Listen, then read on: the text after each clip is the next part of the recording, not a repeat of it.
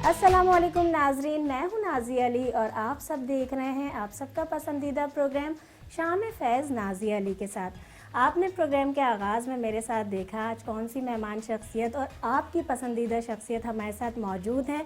जब हम बात करते हैं मुल्क की खिदमत करने की, ख़ासतौर पर चाहे डॉक्टर हों, इंजीनियर्स हों या लॉ से ताल्लुक़ रखने वाले लोग हों, मुख्तलिफ़ शोबों के ज़रिए जो भी मुल्क की खिदमत कर रहे हैं, उसमें ख़ास तौर पर जो सियासत से ताल्लुक़ रखते हैं उनका भी एक अहम किरदार है।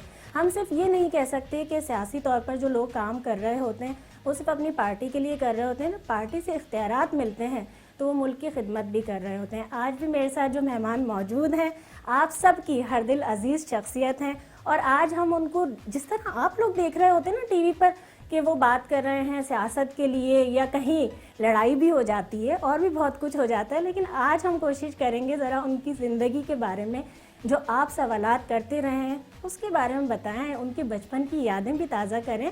जी, तो मेरे साथ आज जो मेहमान मौजूद हैं उनका इस्तकबाल करेंगे शाम फैज़ नाज़िया अली के साथ में। हमारे साथ मौजूद हैं रहनुमा पाकिस्तान पीपल्स पार्टी, रुकन कौमी असम्बली, एडवोकेट कादिर खान मंदुखेल साहब। उनसे मुलाकात करवाते हैं और मज़े मज़े की बातें करते हैं। अस्सलाम वालेकुम। वालेकुम सलाम। और कुछ थोड़ा सा शिकवा मैंने देखा था इनसे, उससे पहले बात किया था कि मंदुखेल सही से नहीं लिया जाता, मैंने सही ले लिया? बहुत ज़बरदस्त। अच्छा, कैसे हैं आप? सबसे पहले अल्हम्दुलिल्लाह ठीक है।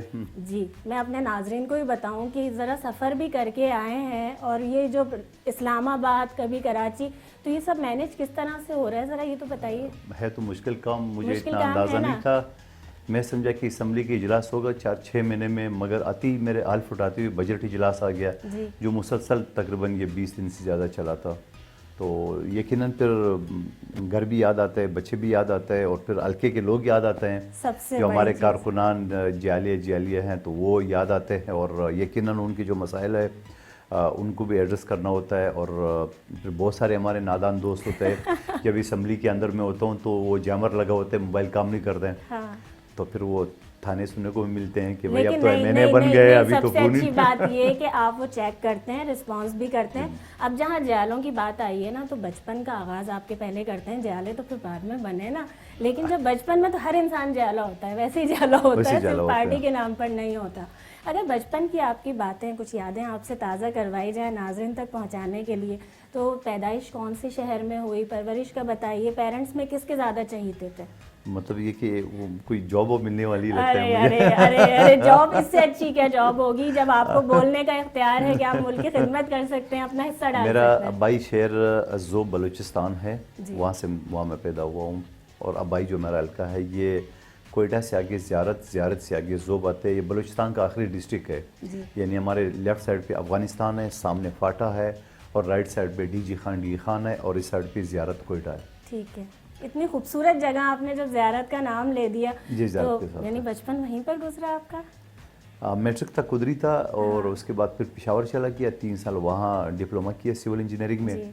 उसके बाद कराची आ गया, बाकी तालीम मेरी सारी कराची की। अच्छा देखें, मैं पूरी कोशिश कर रही हूँ, वो जिस तरह पॉलिटिकल बात कर रहे होते हैं ना करंट अफेयर्स के प्रोग्राम्स में, लेकिन थोड़ा मैं कोशिश कर रही हूँ आपकी फरमाइशें पूरी हों, चिट चैट की तरह है। अच्छा ये बताइए ना कि बचपन में, जैसा मैं तो सवाल कर चुकी, पेरेंट्स में किससे ज़्यादा अटैचमेंट थी, और कोई यादगार किस्सा भी तो होगा ना, वो सुनाइए। शरारती थे आप? नहीं, शरारत अब तो शरारतें आपके साथ हो जाती हैं सियासत में। नहीं, वो तो अब आदत पड़ चुकी है ना बचपन से। और मैं शरारती इतना था कि वो सारे दोस्त में मुझसे पनाह मांगते थे, क्योंकि महफिल के अंदर, और अभी भी मेरे दोस्तों का जो सर्कल है तो उनको पता है कि ये किसी को बख्शता नहीं है।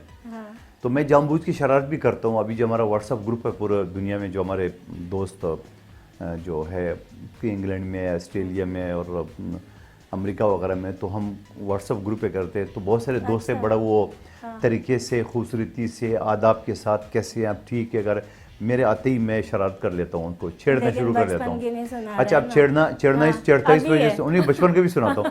वो चढ़ता इस वजह से ताकि वो मुझे छेड़े। वो ऐसी खामखा वो रवायती सलाम दुआ, उसके मैं आदी नहीं हूँ। मैं चाह रहा हूँ कि शरारत करूँ ताकि बेस चलता रहे ना, आप खामोशी से क्या होगा। बाकी बचपन के तो शरारतें एक हज़ार है। आप कौन से सुनना चाह रहे थे? नहीं, आपको बतानी है कि आप किस तरह के बच्चे हुआ करते थे, मैं नाजरीन को भी पता चले ना, क्योंकि कुछ बच्चे होते हैं खामोशी से शरारत करके पीछे हो जाते हैं, कुछ होते हैं नहीं, सामने डंके की चोट पे करते हैं। आप कैसे बच्चे थे? वो तो डंके की चोट। अब ये कहें कि पठान बच्चे तो वैसे ही थोड़ा सा झगड़ालू होते हाँ, हैं, देखें तो बात वो है। झगड़ालू तो मैं था पहले से और अभी भी हूँ, अभी भी हूँ देखें झगड़ालू। भाई, देखें बातें आ रही हैं नहीं, सारी। बहुत सारी आएंगी बातें। और अच्छा। मैं जो दोस्तों की बात कर रहा हूँ कि दोस्त पनाह मांगते थे, यही मैं जूडो कराटे की भी मास्टर हूँ, तो इस हवाले से थोड़ा सा वो जूडो अच्छा। कराटे भी इस्तेमाल करता था। अच्छा, और करते थे ऐसे ही, कभी टीवी पे देख लिया या फिल्म्स में, या वैसे भी कहीं एडमिशन लिया था, सीख नहीं नहीं, लिया प्रॉपर था? एडमिशन लिए, मैं ब्राउन बेल्ट तक ले चुका हूँ अच्छा, उसको, तो ये भी ये और क्लियर फुटबॉल हुआ। भी मैं नेशनल लेवल तक खेल चुका हूँ मैं। अच्छा, तो अब तो स्पोर्ट्स पे स्पोर्ट्स और का तो सारी है। चीज़ों पे, यानी देखें आप अभी लड़ते हुए नहीं देखते, सब चल रहा है। लेकिन इससे पहले कि और कोई लड़ाई हो, ब्रेक की तरफ जाते हैं। नाज़रीन, देखते रहिए शाम फैज़ नाज़ी अली के साथ। अभी हाजिर होते हैं ब्रेक के बाद।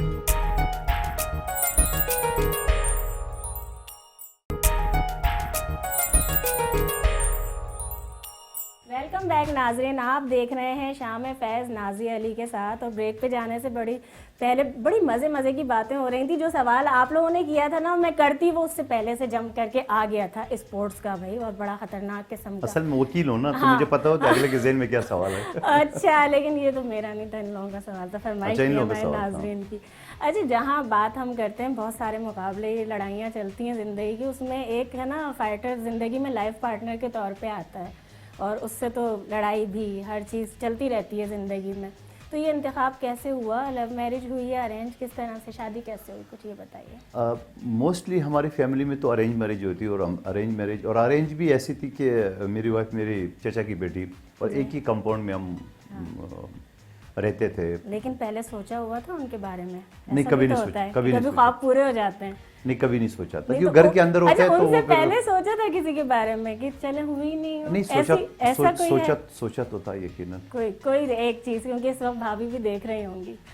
आपने पिटवाना है इस उम्र में मुझे? नहीं नहीं नहीं नहीं नहीं नहीं, अब पिटाई नहीं लगेगी, अब तो उन्हीं के है ना आप। अच्छा, उन्हीं और के अब है तो ना। वो जो अच्छा, वैसे मैं भी अभी जिसके दलेर हो लिए- गया, ज्यादा परवाह मैं भी जिसके नहीं लिए करता। सोचा होगा वो तो अब और किसी और की हो चुकी अच्छा, अब होगी। हकीकत बात ये कि मैं भी ज्यादा सोचते नहीं होते, जो मियाँ डरते हैं बीवी से या बीवी डरते हैं, अब इस उम्र में आ गए ना कि वो डरना वरना भी खत्म हो गया, सुन क्योंकि लिया? अब तो जीना मरना साथ है, उसके बाद कुछ भाई चारा नहीं है। अब ये बहुत बड़ी बात हो रही है। चले बताएं ना, यानी किस तरह से हुआ, दिल टूटा था, क्या हुआ? नहीं या नहीं, सोचा ऐसे कोई कि खास बस पसंद किया, फिर होनी ही नहीं है तो नहीं बस नहीं, इंसान पीछा क्या यकीनन करना? कोई दिल में ख्वाहिश होती है कि फलां से शादी हो जाए, फलां से शादी हो, लेकिन जो वालिदैन की पसंद, तो मैं कहता हूँ बेस्ट चॉइस होती है, क्योंकि वालिदैन की पसंद, और जारी बात है वालिदैन की जो पसंद, तो यकीनन बच्चों के लिए बेहतर भी होता है। और कितने बच्चे हैं? मेरे 4 बच्चे। 4 बच्चे हैं। अच्छा, आपके ऊपर वैसे कभी कोई पेरेंट्स की तरफ से होता है कि भाई लॉ की तरफ आना, आपने तो इतनी सारी चीज़ें एक साथ कर ली, पॉलिटिक्स में भी आ गए, फिर टीवी पर भी बहुत कुछ, अभी वो भी उगलवाएंगे कि इन्होंने शौक़ कौन कौन से पूरे किए हैं, वो सब भी किया। फिर ख़ास तौर पर लॉ की बात करें हम, तो उसको आप यूटिलाइज़ वैसे भी कर रहे हैं कि पढ़ा भी रहे हैं, भाई उस्ताद भी हैं। तो ये इतनी सारी चीज़ें, कोई एक ख्वाहिश या कोई विश थी पेरेंट्स की कि नहीं हमारे बेटे को ये बनना है, ऐसा कुछ था? नहीं, वालिदैन तो खैर कभी उन्होंने ऐसी, हाँ, पढ़ने की, मेरी वालदा पढ़ी लिखी नहीं थी, लेकिन हमेशा वो डांट पड़ती थी उनसे कि पढ़ो, स्कूल जाओ, ये चीज़। तो वालिद साहब मेरे पढ़े लिखे थे, उस ज़माने में इंटर किया था, तो यकीनन उसमें वो चीज़ थी, तो एक घर से। और मेरी ज़ाती ख्वाहिश थी कि मैं डॉक्टर बन जाऊँ। अच्छा। लेकिन वो डॉक्टर नहीं बन सका, मैं वकील बन गया। जब वकील बन गया तो मैं किस्सा सुना रहा, जब मैं अपने गांव चला गया था, ज़ोब बलूचिस्तान, अपोज़ी हमारे गांव का नाम है ज़ोब में, तो हमारे एक रिश्तेदार, उन्होंने बोला आप क्या करे हो कराची में? मैंने कहा वकील बन। बोले तुम्हारे शक्ल वकील का नहीं लग रहा है, तुम कैसे वकील हो? तो मैं हंसा, मैंने मैंने कहा क्यों चाचा, क्यों, क्या बात है, वैसे क्या बात है? कह रहे वकील मोटे होते हैं, गंजे होते हैं, वो जैसे नहीं, वो एजड वकीलों को पुराने ज़माने को देखा है। तो वो कह रहे कि तुम तो शक्ल से वकील नहीं लग रहे हो। तो मुझे हंसी भी आ रही थी, मैंने कहा लग रहा हूँ या नहीं लग रहा हूँ वकील। तो ये इस तौर पे तो मैं वकील आ गया। फिर मैंने ये कोशिश की कि मैं अपने बच्चों को डॉक्टर बनाऊँ। अच्छा, यानी आपने सोचा या उन पे हाँ, नहीं, मुझे ख्वाहिश थी कि जब मैं खुद डॉक्टर नहीं बन सका तो मैंने कहा बच्चों को बना दूं। अच्छा, जब हम बात करते हैं पाकिस्तान पीपल्स पार्टी की, क्योंकि ऐसा हो नहीं सकता है एक सियासतदान साथ में हो और थोड़ी सी भी सियासत पे बात ना की जाए, तो कुछ उसके बारे में बताएं कि किस तरह से जब शमूलियत इख्तियार की, और साथ में यानी क्या जज्बा था उस वक्त? यकीनन एक तो जो पीपल्स पार्टी का इंतखाब है वो क्योंकि मुझे खौफ था, मैं बड़ा लेट पीपल्स पार्टी में आया था जी। और ये खौफ था कि 40-40 साल से लोग पीपल्स पार्टी में, मैं नया जाके मुझे स्पेस नहीं मिलेगा। हाँ। लेकिन अल्लाह के फजल करम से जब मैं पीपल्स पार्टी मैंने ज्वाइन की है तो पहले ही 3-4 महीने में मुझे डिप्टी जनरल सेक्रेटरी पाकिस्तान बनाया, क्योंकि सरदार लतीफ़ कोसा साहब जो साबिक गवर्नर पंजाब थे और इस वक्त फिर पार्टी के सेक्रेटरी जनरल थे, तो मुझे उसने डिप्टी सेक्रेटरी जनरल पाकिस्तान बनाया क़यादत के मशवरे से, बिलावल साहब के और जरदारी साहब के मशवरे से।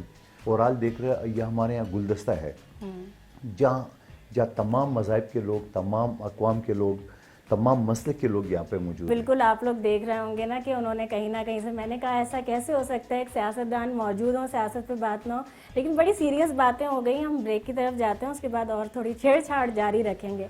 नाज़रीन देखते रहिए शाम फैज़ नाज़ी अली के साथ, अभी हाजिर होते हैं ब्रेक के बाद।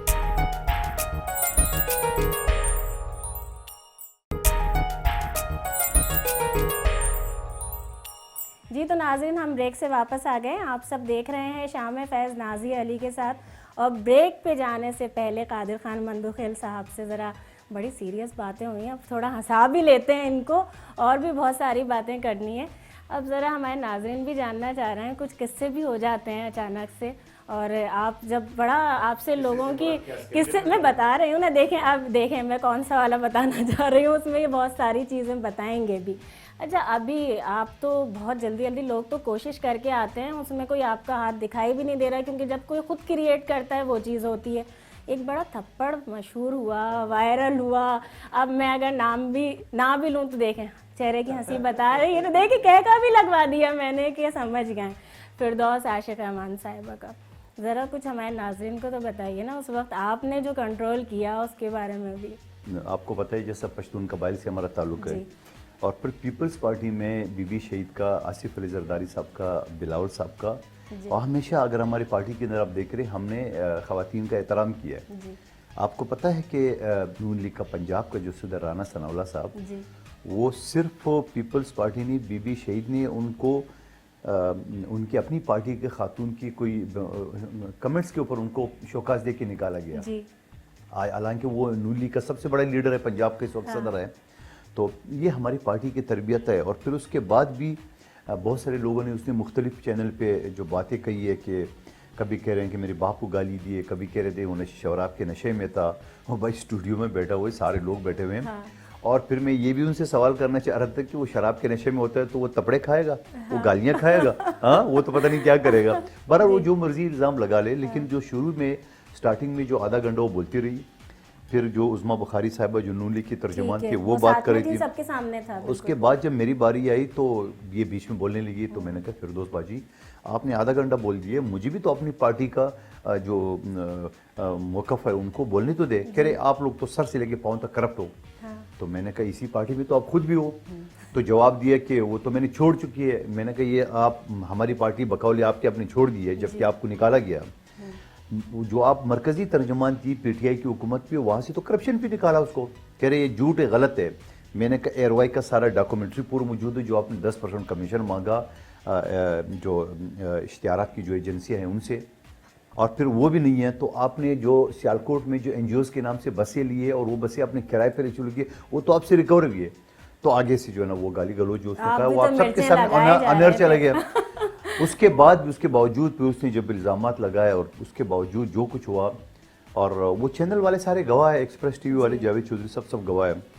उसके बाद उन्होंने अगले सुबह जो मुख्तलिफ टीवी चैनल वाले जो मुझसे रब्ता कर दी कि आपका क्या मौक़िफ़ है, तो मैंने वीडियो एक पैगाम जो मैंने रिकॉर्ड करा है, तो मैंने उसको ये कहा कि ये खातून है मेरी ख़ानदान का, मेरी पार्टी का, पीपल्स पार्टी हमारे क़यादत का, हमें हमेशा ख़वातीन की ओर बैसियत सोशल वर्कर, मुझे 27-28 साल हो गए। बीबी शहीद के नाम से पाकिस्तान का पहला इंसानी हकूक़ अवार्ड मुझे मिल चुका है। मैंने तो ज़्यादातर मेरा जो सोशल एक्टिविटीज़ है वो ख़वातीन और बच्चों के हवाले से, तो मैं कैसे किसी खातून के साथ इस तरह तपाई बदतमीज़ी कर सकता हूँ। लेकिन फिर भी अगर वो उनको ये लगा कि उन्होंने गलत हरकत की है तो मैं माफ़ करने को तैयार हूँ। तमाम छोटी बूटी पार्टियों ने, इवन किनकी अपनी पार्टी के लोगों ने टॉक शो में माजरत कर ली है। मैं उस्मान डार साहब की बात करूं, उससे लाइव शो में कहा कि मैं हुकूमत की तरफ से और अपनी तरफ से, आमिर लियाकत हुसैन ने असम्बली के फ्लोर पे कहा, मेरे पास चल के बिल्कुल कहा। तो मेरे लिए तो ये काफ़ी है, पूरी असम्बली, पूरा सेनेट मेरे साथ, पूरे मीडिया मेरे साथ, तो मेरे लिए तो लेकिन खुश नोटिस नसीबी क्या बात भेजने हो वाले को सकती नोटिस आ गया। नहीं, नोटिस मिली है कक नहीं लिया देखिए, ये तो देखिए बड़ा ना, डायलॉग है ये तो पुराना। हाँ, ये तो अब आप लोगों को थोड़ा सा है ना, क्योंकि ये सवाल भी आप लोगों का था। मैं एक वर्ड लूंगी, आपने एक वर्ड में ही जवाब देना है। फ्लावर्स। गुलाब। अरे अच्छा भाई, हम बात करते हैं पाकिस्तान पीपल्स पार्टी। मतलब मेरी पार्टी, मेरी सब कुछ, पाकिस्तान जिंदाबाद।